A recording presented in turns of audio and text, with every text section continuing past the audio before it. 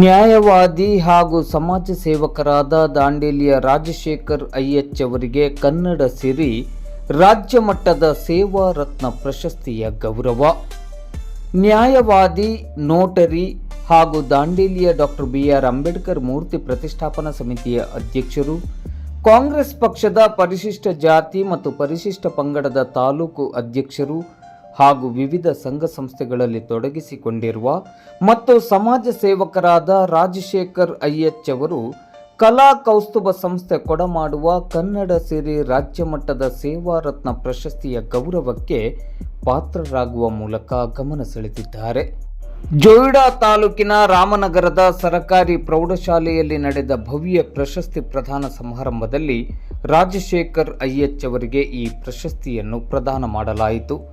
ದಾಂಡೇಲಿ ಹಾಗೂ ಸುತ್ತಮುತ್ತಲ ತಾಲೂಕಿನ ಚಿರಪರಿಚಿತ ನ್ಯಾಯವಾದಿಗಳಾಗಿ, ವಿಶೇಷವಾಗಿ ಜಿಲ್ಲಾ ನ್ಯಾಯಾಲಯ ಮತ್ತು ಧಾರವಾಡದ ಹೈಕೋರ್ಟ್ನಲ್ಲಿಯೂ ಕಾನೂನು ಸೇವೆಯಲ್ಲಿ ತೊಡಗಿಸಿಕೊಂಡಿರುವ ರಾಜಶೇಖರ್ ಐಎಚ್ ಅವರು ನೋಟರಿಯಾಗಿಯೂ ಸೇವೆಯನ್ನು ಸಲ್ಲಿಸುತ್ತಿದ್ದಾರೆ.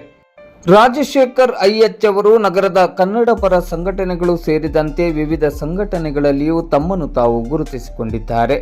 ಅನ್ಯಾಯ, ದೌರ್ಜನ್ಯಕ್ಕೊಳಗಾದವರಿಗೆ ಸೂಕ್ತ ನ್ಯಾಯವನ್ನು ಕೊಡಿಸುವ ಮೂಲಕ ಅಪಾರ ಜನಪ್ರೀತಿಗೂ ಪಾತ್ರರಾಗಿದ್ದಾರೆ. ದಾಂಡೇಲಿಯಲ್ಲಿ ಅಂಬೇಡ್ಕರ್ ಮೂರ್ತಿ ಪ್ರತಿಷ್ಠಾಪನೆಯ ನಿಟ್ಟಿನಲ್ಲಿ ರಾಜಶೇಖರ್ ಐಎಚ್ ಅವರ ಪರಿಶ್ರಮ ಸದಾ ಸ್ಮರಣೀಯವಾಗಿದೆ.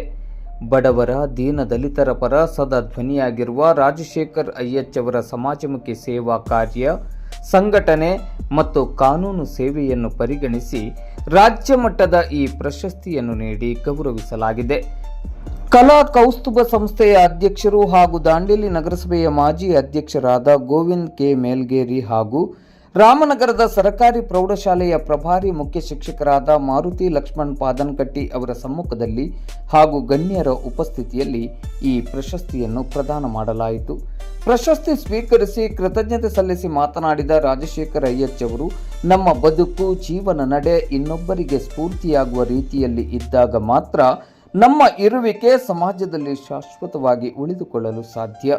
ಸಮಾಜಮುಖಿಯಾದ ವ್ಯಕ್ತಿತ್ವವನ್ನು ಮೈಗೂಡಿಸಿಕೊಂಡು ಸದೃಢ ಸಮಾಜ ನಿರ್ಮಾಣಕ್ಕೆ ನಾವು ನೀವೆಲ್ಲರೂ ಕಂಕಣಬದ್ಧರಾಗಬೇಕು. ಆಗ ಮಾತ್ರ ಜೀವನದಲ್ಲಿ ನಿಜವಾದ ಸಾರ್ಥಕತೆಯನ್ನು ಪಡೆಯಲು ಸಾಧ್ಯ. ಕಲಾ ಕೌಸ್ತುಭ ಸಂಸ್ಥೆಯು ನನ್ನ ಅತ್ಯಲ್ಪ ಸೇವೆಯನ್ನು ಗುರುತಿಸಿ ಸನ್ಮಾನಿಸಿ ಪ್ರಶಸ್ತಿಯನ್ನು ನೀಡುವ ಮೂಲಕ ಮತ್ತಷ್ಟು ಸೇವೆಯನ್ನು ಸಲ್ಲಿಸಲು ಬಹುಮೂಲ್ಯ ಸ್ಫೂರ್ತಿಯನ್ನು ನೀಡಿದಂತಾಯಿತು ಎಂದರು.